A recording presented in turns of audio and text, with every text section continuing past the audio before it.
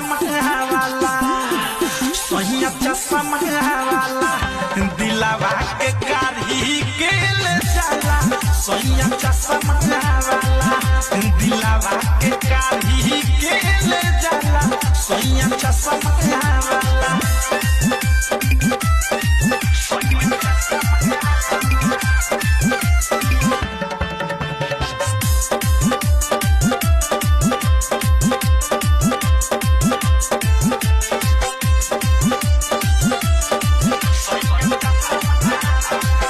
जमावा के बटन सखी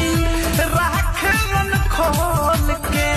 मोहन पागल आवे मीठा मीठा बोल के